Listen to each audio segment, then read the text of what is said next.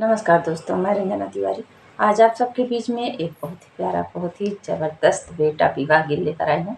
गीत बड़ा प्यारा है, इसलिए गीत को पूरा सुनना, लास्ट तक सुनना। जैसा होगा अपनी राय कमेंट के माध्यम से ज़रूर बताना कि हमारा ये गीत आप सबको कैसा लगा।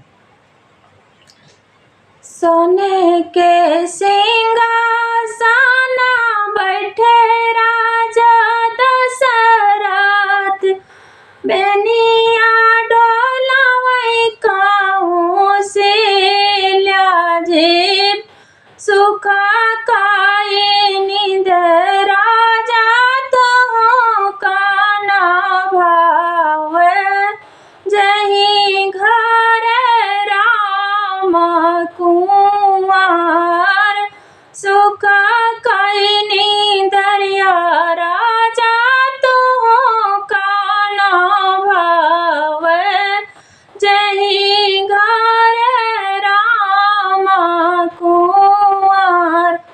सोने के सिंहासन सोई राजा दशरथ, कौशल्या बेनिया डोलावै जी सुखा काई नींदरिया राजा तो काना भावे जही घर राम कुंवर सुखा काई नींदरिया स्वामी तो काना भावे जही घर राम कुंवर। एतानी बचन सुनाई राजा दशरथ, जल्दी से घोड़वा सजावै रे सोनावा से घोड़वा सजावै राजा दशरथ रिय लगाम सोनावा ना घोड़ावा सावरई राजा दशरथ रिय लगाम।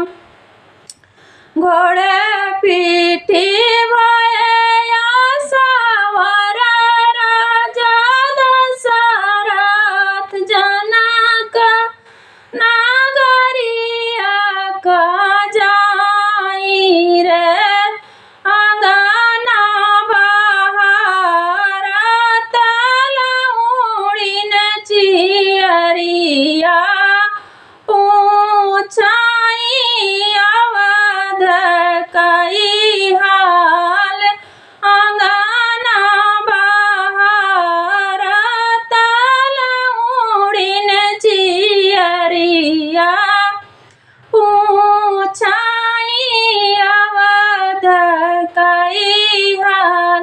घोड़े पीठी भया सावर राजा दशरथ, जनक नागरिया का जाई रे अंगना बहार तलउड़िन चियरिया पूछाई अवध कई हाल अंगना बहार तलउड़िन चियरिया पूछाई अवध कई हाल। अवध महारानी सबर कुशल है, का चाही कुशल तोहार रे तोरे घर राजा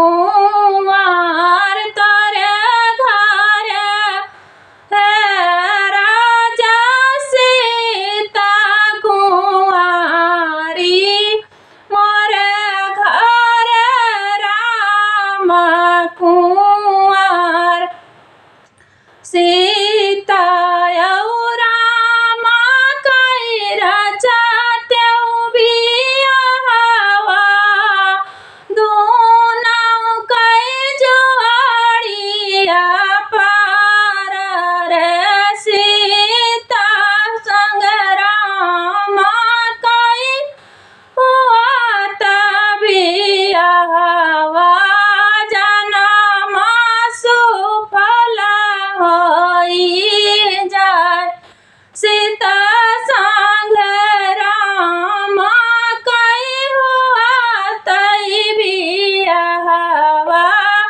जनमा सुफला होई जाय सीता